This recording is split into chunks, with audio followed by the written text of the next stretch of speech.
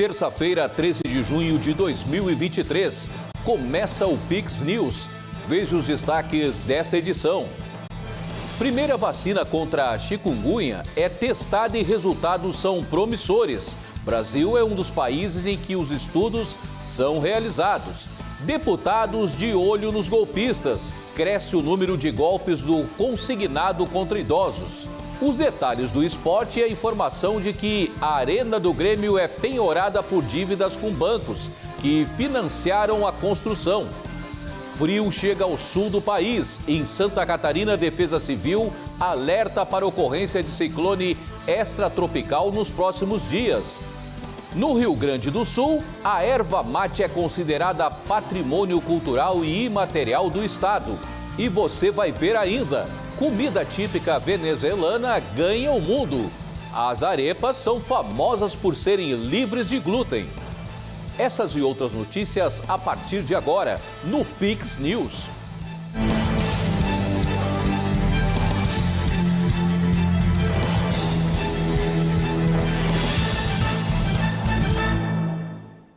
Olá, obrigado pela companhia. E estamos ao vivo, agora são 20 horas e 8 minutos. A farmacêutica francesa Valneva anunciou nesta terça-feira que um grande teste da primeira vacina contra o vírus chikungunya teve resultados positivos. O combate contra o vírus chikungunya pode ganhar reforços em breve. Nesta terça-feira, a farmacêutica francesa Valneva anunciou que um grande teste da primeira vacina para a doença teve resultados positivos. As análises foram elogiadas por especialistas, embora o estudo tenha sido realizado com pacientes nos Estados Unidos, onde o vírus não é endêmico. Detectado em 115 países desde a descoberta na Tanzânia em 1952, o vírus causa febre e dores nas articulações. O chikungunya é transmitido aos seres humanos por meio de mosquito do tipo Aedes. A doença, para a qual ainda não existe medicamento, cresceu exponencialmente nas Américas. De acordo com a Organização Mundial da Saúde, entre janeiro e abril foram detectados 135 mil casos no continente. A Valneva testa a vacina em adolescentes no Brasil, onde o vírus é endêmico. Os resultados podem ser decisivos para o futuro do imunizante. A vacina desenvolvida pela empresa francesa é conhecida como VLA 1553 e pode receber aprovação das autoridades americanas em agosto. E o presidente Lula disse que a desconfiança não pode orientar o acordo comercial entre a União Europeia e Mercosul. E lamentou as exigências ambientais dos europeus após uma reunião nesta segunda-feira com a presidente da Comissão Europeia, Ursula von der Leyen. A presidente da Comissão Europeia, Ursula von der Leyen, se reuniu com o presidente Lula em Brasília nesta segunda-feira. Diferente do que o presidente brasileiro imaginava, o tom da conversa foi com imposições. Tal feito fez o presidente brasileiro falar que a desconfiança não pode orientar o acordo comercial entre União Europeia e Mercosul e lamentou as exigências ambientais dos europeus após o encontro. Expus à presidente von der Leyen as preocupações do Brasil com um instrumento adicional ao acordo apresentado pela União Europeia em março deste ano, que amplia as obrigações do Brasil e as torna objeto de sanções em caso de descumprimento. A premissa que deve existir entre parceiros estratégicos é a da confiança mútua e não de desconfiança e sanções. Em paralelo, a União Europeia aprovou leis próprias com efeitos extraterritoriais e que modificam o equilíbrio do acordo. Essas iniciativas representam restrições potenciais às exportações agrícolas e industriais do Brasil. O Mercosul, formado por Brasil, Argentina, Paraguai e Uruguai, chegou a um acordo comercial com a União Europeia em 2019, no governo do ex-presidente Jair Bolsonaro, depois de mais de 20 anos de negociações. Contudo, o texto não foi ratificado, em parte devido à preocupação europeia com as políticas ambientais do Brasil. O clima parecia ter melhorado com a volta de Lula ao poder em janeiro. Mas as exigências ambientais dos europeus, as mesmas feitas a Bolsonaro, além de outras, presentes em um documento adicional ao acordo apresentado recentemente pela União Europeia, diminuíram o entusiasmo. Esse acordo comercial é mais do que um acordo comercial. Eu o vejo como um compromisso de longo prazo, como uma plataforma de diálogo. E, de fato, enviamos uma carta com um instrumento adicional. Estamos ansiosos por sua resposta, porque é a nossa abertura para ouvi-lo, para ouvir o que pode ser melhorado, para ouvir onde temos que dar um passo em direção ao outro. Ao lado de Lula, a titular do órgão executivo da União Europeia anunciou a intenção do bloco de contribuir com 20 milhões de euros para o Fundo Amazônia, criado em 2008 para preservar a porção brasileira de maior floresta tropical do mundo. Esse valor equivale a 105 milhões e, assim como no passado, deve ser destinado a estudos e pesquisas feitas por organizações não governamentais, muitas de origem estrangeira. E a polícia britânica prendeu um homem nesta terça-feira, depois que 3 pessoas foram encontradas mortas e uma van tentou atropelar outras 3 na cidade de Nottingham, no centro da Inglaterra.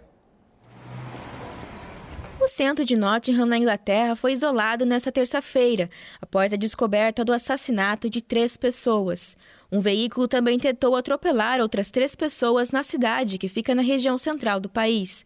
A polícia anunciou a prisão de um homem de 31 anos e disse acreditar que os episódios tenham conexão. O primeiro-ministro britânico Rishi Sunak escreveu no Twitter que os fatos eram chocantes e afirmou que estava a par da investigação. De acordo com autoridades, a polícia foi convocada durante a madrugada ao centro da cidade, onde 2 pessoas foram encontradas mortas. Uma terceira vítima foi achada em outra rua da cidade, que fica a 200 quilômetros ao norte de Londres. Pouco depois, a Força de Segurança recebeu uma ligação e seguiu para outra área do centro, onde uma caminhonete havia tentado atropelar 3 pessoas que foram hospitalizadas. Fotos e vídeos que circulam nas redes sociais mostram uma grande presença de policiais e cordões de isolamento para bloquear diversas ruas do centro de Nottingham.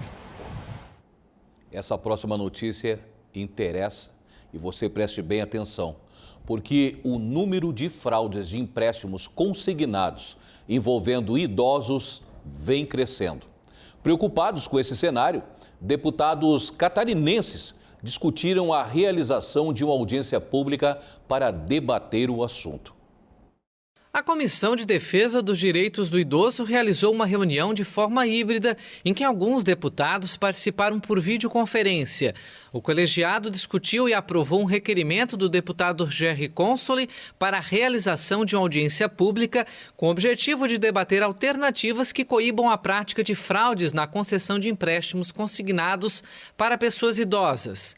Dados do portal da Agência Brasil apontam que em 2021 este tipo de fraude cresceu 165% no país. As vítimas são, na maioria, idosos. Um dos tipos mais comuns de fraude é que o golpista pede ao idoso um depósito antecipado para a liberação rápida do empréstimo. A situação com que se encontram os aposentados do estado de Santa Catarina, ela é muito preocupante.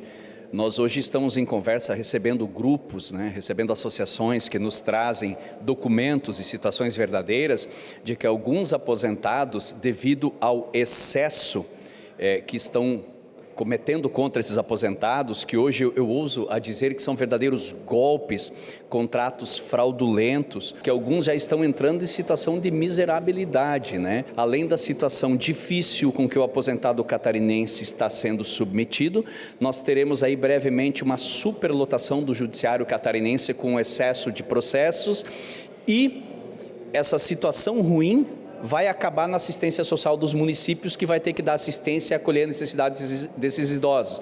Então nós estamos frente a uma situação muito séria e delicada e por isso eu fiz a proposição dessa audiência para nós encontrarmos caminhos para atender o cidadão catarinense que está em situação de vulnerabilidade a esse respeito. Durante a reunião, os parlamentares falaram da importância de discutir o tema. Nós sabemos da dificuldade que muitas vezes um idoso, normalmente um aposentado, tem de poder comparar investimentos feitos num empréstimo comum, num empréstimo consignado, que geralmente tem um juro um pouco mais baixo, mas que muitas vezes tem uma extensão que acaba por aprisionar o parco salário já recebido por muitos aposentados a uma dívida que parece não ter fim. e às vezes não tem mesmo. O idoso vai embora antes de conseguir quitá-la. E é muito importante que numa audiência pública as pessoas possam tirar dúvidas, dirimir dúvidas e receberem orientações devidas e adequadas. Por isso, a iniciativa do deputado Gerry Consoli em solicitar uma audiência pública para discutir esse tema. O debate ainda não tem data nem local definidos. Um belo exemplo do legislativo catarinense que deveria ser seguido e discutido em todo o país. E em Laguna, uma mulher foi encontrada com um bebê morto pelos bombeiros, após um trabalho de parto em casa. A Polícia Civil de Santa Catarina informou que vai investigar a causa da morte da criança. No momento, é aguardado o laudo da Polícia Científica para dar prosseguimento à investigação. A mãe da criança tinha 2 mandados de prisão em aberto por tráfico de drogas expedidos pela Vara Metropolitana de Florianópolis. Ela está internada no momento no hospital, mas já está sob custódia da Justiça. A Polícia Civil acredita que a motivação dela de não ter procurado auxílio médico para o parto possa ter sido em fato de ser foragida da Justiça. E a partir de hoje, a erva mate é considerada patrimônio cultural imaterial do Rio Grande do Sul. O ato de assinatura ocorreu no Galpão Crioulo do Palácio Piratini. O governador do Rio Grande do Sul, Eduardo Leite, a secretária de Cultura, Beatriz Araújo, e o diretor do Patrimônio Histórico e Artístico do Estado, Renato Salvodi, assinaram o termo que oficializa o sistema cultural socioambiental da erva mate tradicional como patrimônio cultural imaterial do Rio Grande do Sul. O ato foi realizado nesta terça-feira no Galpão Crioulo, no Palácio Piratini. Em 2022, o IFAI, instituição vinculada à Secretaria da Cultura, quando apresentou um parecer técnico que foi apreciado pela Câmara Temática do Patrimônio Cultural Imaterial. O processo de instrução e indicação para o registro continha mais de 700 páginas, reunindo pesquisas sobre o tema. Durante a solenidade, houve um panorama sobre o valor histórico-cultural da erva mate para o Rio Grande do Sul e a apresentação de um coral indígena.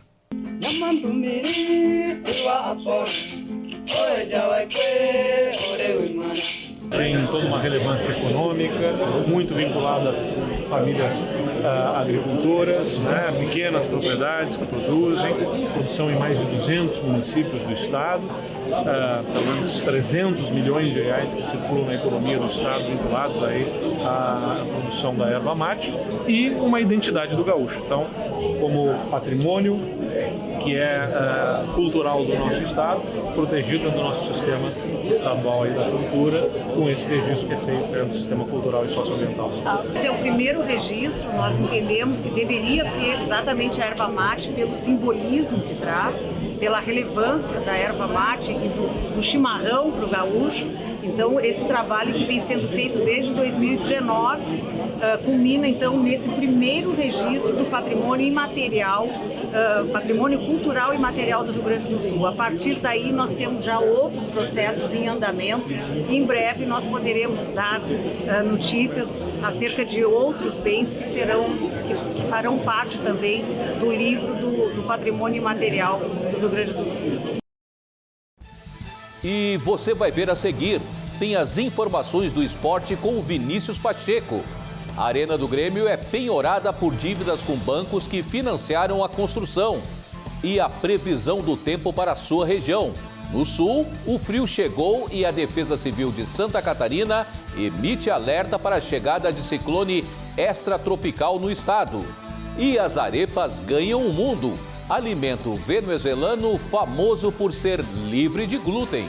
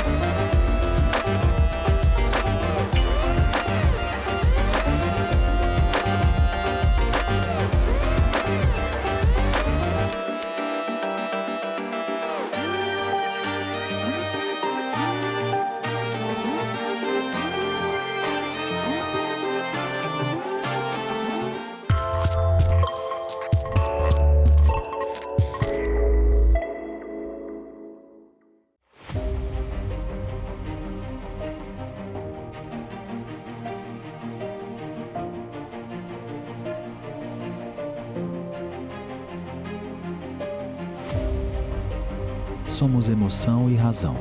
Somos humanos e tecnológicos. Nós somos apaixonados pelo que fazemos.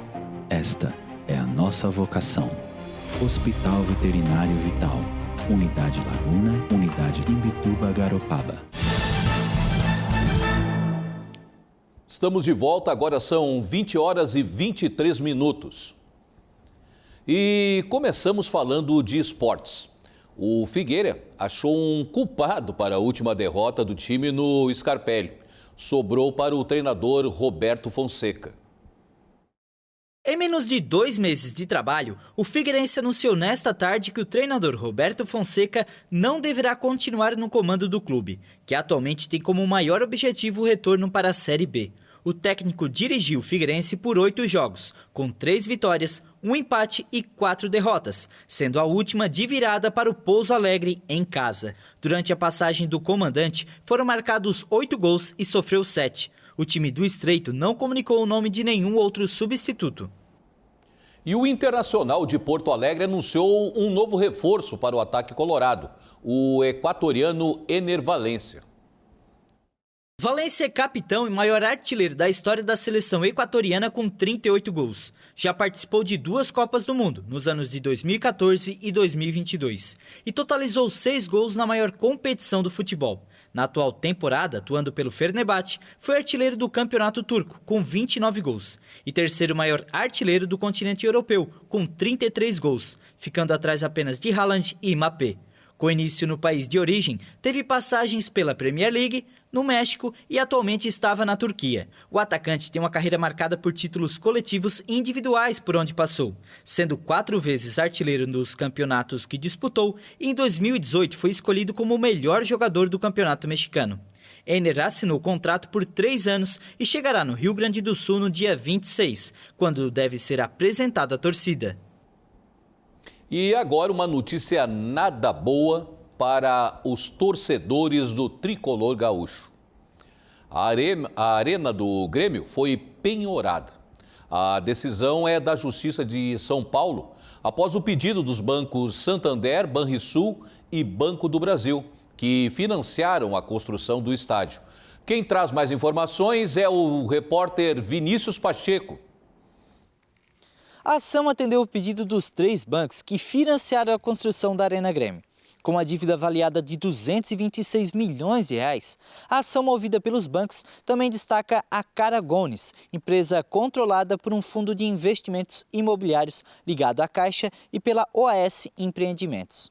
O financiamento foi de 210 milhões de reais, mas apenas 66 milhões foram pagos. A cobrança começou em 2022 pelo pagamento da dívida. A Arena Porto Alegrense afirmou que a penhora é, abre aspas, um procedimento técnico inerente ao processo, fecha aspas, e que a Arena, como imóvel, só pode responder a 8% da dívida por contrato. O Grêmio ainda não realizou a troca de chaves com as empresas, então ainda detém a área do Estádio Olímpico e não a da Arena Grêmio, que estava alienada como garantia para os financiadores. Até o momento, o clube não se pronunciou sobre o assunto. Volto contigo no estúdio, Marcelo.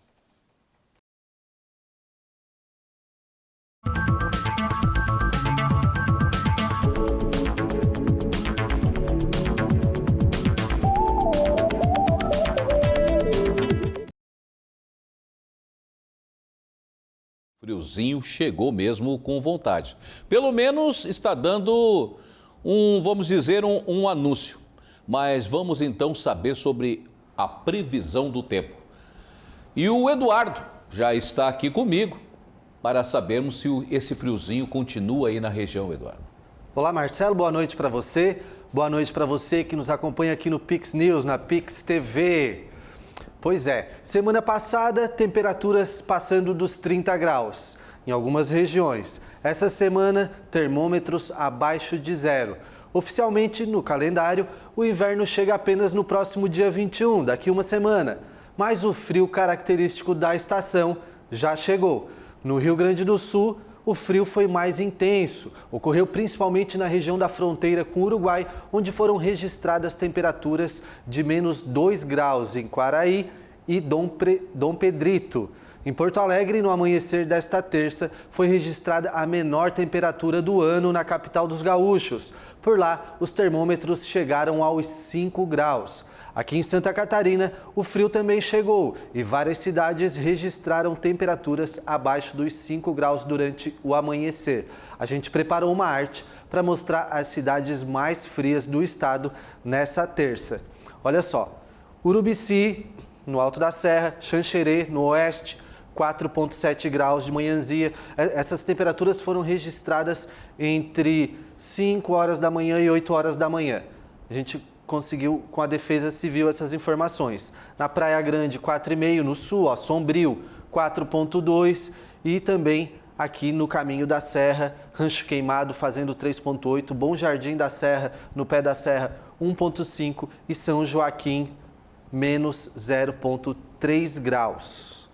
E eu tenho um mapa que eu preparei também, eu vou pedir para a produção colocar, para a gente perceber aonde que esse frio está atuando. Ó. Aqui, no finalzinho do mapa do Brasil, na região de fronteira com o Uruguai, fronteira com o Uruguai, é onde tem maior incidência de frio, e aí ó, vai gradativamente.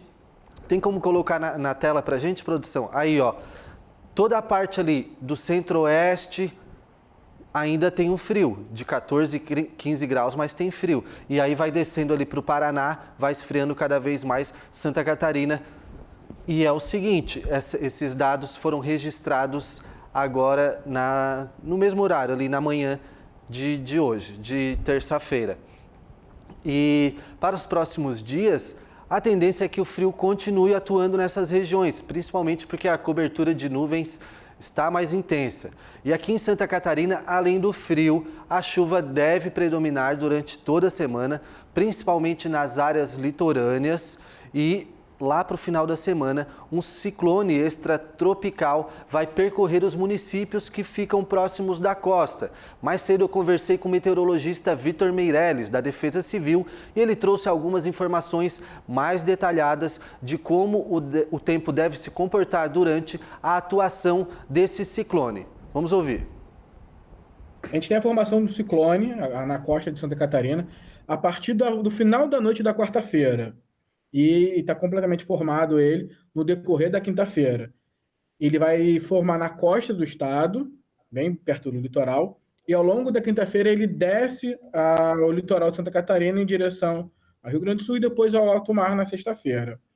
Esse ciclone, o que vai fazer? Ele vai trazer muita chuva, principalmente para regiões do litoral norte, por onde ele começa a atuar, e conforme ele vai descendo, vai pegando baixo, médio vale do Itajaí, Grande Florianópolis e litoral sul do estado, tá? E ele vai gerar volumes de chuva, principalmente entre a noite da quarta e até a manhã da sexta-feira, ali em torno de uns 100 milímetros mais ou menos.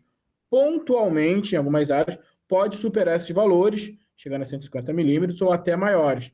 Principalmente esses maiores volumes na região do litoral sul, ali da região de Tubarão para baixo. Tubarão, Criciúma, Siderópolis, Passos de Torres, até lá mais ao sul do estado. Tá? E além da chuva, esse ciclone também vai favorecer a rajadas de ventos, que vão ficar mais fortes entre a quinta e sexta-feira. Na quinta-feira, as rajadas ficam em torno ali de 50 km por hora, e conforme esse ciclone vai ganhando intensidade, vai se deslocando, ela intensifica esses ventos. E pontualmente ali na região do litoral sul, até aqui na Grande Florianópolis, chega em valores ali de 70, 80 km por hora. É comum nessa época do ano a formação de ciclones e a atuação deles aqui na costa catarinense. Mesmo assim, no caso de alguma ocorrência, o número da Defesa Civil é o 199.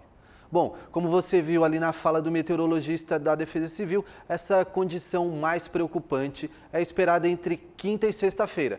Mas eu trouxe aqui algumas cidades para destacar na previsão para amanhã, quarta-feira, porque esse frio não vai embora. Então vamos ver aqui alguns destaques na tela. Criciúma, no sul de Santa Catarina, temperatura não varia, fica entre 12 e 14 graus e chove o dia inteiro. Mesma situação em Porto Alegre, bastante chuva amanhã e principalmente na quinta-feira. Mas amanhã já tem chuva lá em Porto Alegre e a temperatura variando entre 11 e 15 graus. E em Pelotas, no sul do Rio Grande do Sul, A temperatura mais baixa, entre 6 e 16 graus e sem chuva. Né? Toda aquela região sul do Rio Grande do Sul é um dos únicos lugares que não teremos mais chuvas durante a semana. A parte do Uruguai, semana passada você já viu aqui no Pix News, o Uruguai está sofrendo uma seca terrível e não vai chover por lá. E também no extremo sul do Rio Grande do Sul também não tem chuva, de Uruguaiana a Pelotas. E daí do meio do estado para cima, chegando aqui em Santa Catarina, Paraná, São Paulo, aí sim tem chuva.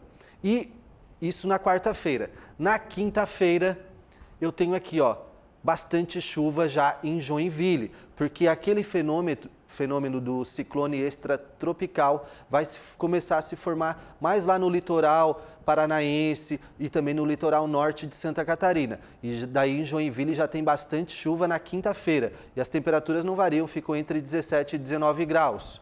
Em Florianópolis também fica entre 17 e 19, com chuva também o dia todo, mas com a maior intensidade chegando durante a noite. A mesma coisa chega aqui em Garopaba também durante a noite da quinta-noite, né? E aí para sexta-feira de madrugada, bastante chuva também. E essa frente vai descendo para o sul do estado. Então na sexta-feira é que em Criciúma teremos mais chuva. Marcelo, por enquanto são estas as informações. A gente volta na quinta-feira aqui no Pix News para atualizar, para a gente até dar uma analisada nos mapas, ver se tudo isso vai se confirmar. Mas a princípio, até como a gente já viu ali na fala do meteorologista, tá certo que lá no finalzinho da semana bastante chuva vem por aí. Pois é, Eduardo. Então, mesmo que o inverno não tenha entrado aí oficialmente, o frio continua ainda nesses dias. O frio continua, como a gente viu ali nessas últimas artes, onde a gente viu a temperatura, ela vai subir um pouquinho, mas quase não vai dar para a gente perceber, porque essa cobertura de nuvens não deixa ela variar tanto. Então vai amanhecer aquele friozinho, mas vai se manter. Também o vento vai aumentar. Então essa sensação de frio não vai embora essa semana. Pois é, e como nós vimos na matéria anterior, a erva mate agora é patrimônio cultural no Rio Grande do Sul, né? Quem sabe então, para comemorar isso, um chimarrãozinho aí o pessoal do sul, os gaúchos, um bom chimarrão. Para dar uma esquentada? Para dar uma esquentada, e aquele pinhão também, que é uma iguaria que agrada a todos aqui da região sul, né? Coisa boa. Perfeito esta combinação. Uma chuvinha, vendo um Cine Pix sexta-feira à noite. Melhor ainda. Aí sim ficou bom. É isso aí então. Vamos que vamos. Obrigado, Eduardo. E de Caracas a Tóquio, passando por Nova York, Paris e Hong Kong, em barracas de rua e restaurantes gourmet. A arepa, prato à base de milho, conquista o mundo impulsionada pelo êxodo dos venezuelanos que fogem da crise e pelo crescente mercado sem glúten. A arepa conquista o mundo. Este prato feito com fubá pré-cozido, sal e água foi levado a diferentes cidades pelos mais de 7 milhões de venezuelanos que fugiram do país devido à crise econômica e política. É o caso do Luiz Fernando, engenheiro de petróleo venezuelano, originário de Punto Figo, no noroeste do país, que deixou a Venezuela em 2011, quando abandonou o emprego no setor petroleiro. Em 2014, lançou um food truck de gastronomia venezuelana em Paris. Agora ele também tem um pequeno restaurante que emprega cerca de 10 pessoas. Ele acredita que uma das chaves do sucesso é o crescimento do mercado sem glúten. Às vezes, há clientes que vêm e perguntam, tudo é sem glúten? Sim, e parece interessante para eles fazer uma refeição completa. Quase todo o cardápio, exceto os tequeños, é sem glúten. Então eles gostam muito. Acima de tudo, os turistas também. Há muitos turistas que vêm e eles vêm por ser sem glúten. Os recheios dependem da criatividade. Embora haja a reina pepiada, a preferida de muitos venezuelanos, com frango, abacate e maionese. É saboroso, doce e salgado e farto. Raul Marquez, venezuelano em Tóquio, também conseguiu atrair os consumidores ao destacar que a arepa não contém glúten. Marques formou-se como advogado e deixou o país de origem para aprender a prática snowboard no Canadá. Também foi instrutor de surf de inverno em Hakuba, no Japão. Mas agora o food truck ocupa a maior parte do tempo dele. Então, uma arepa para mim é como comer de manhã antes de ir para a escola ou antes de ir para o trabalho, sabe? Essa arepa com queijo, muito simples, com manteiga, que eu vendo esses dias aqui, meu pensamento era, eu poderia comer isso todos os dias da minha vida. E é isso que coloco nesses dias em que vendo arepas. Aquela paixão, aquele amor que vem de casa. É a primeira vez que como isso. É muito bom. Em Caracas, Lisete Marques tem uma barraca de rua onde prepara 1.300 refeições por dia. A arepa para nós é o nosso prato típico, é o que nos representa em todos os momentos. A refeição principal é a arepa. A refeição dela também antes de ir para o trabalho é um potente arepa com pavilhão, feijão preto, carne, um ovo, queijo ralado e manteiga derretida sobre a arepa. Essas imagens a essa hora deu aquela água na boca. Eu sei também que muita gente já ficou com uma certa curiosidade sobre a receita, né? Mas os meios hoje nos facilitam aí a procura então de como fazer uma boa arepa. E o Pix News de hoje fica por aqui. Reveja essa edição no nosso canal no YouTube. É só procurar Pix TV HD. Mais notícias no nosso site pixtv.com.br. Obrigado pela companhia, uma boa noite e até amanhã.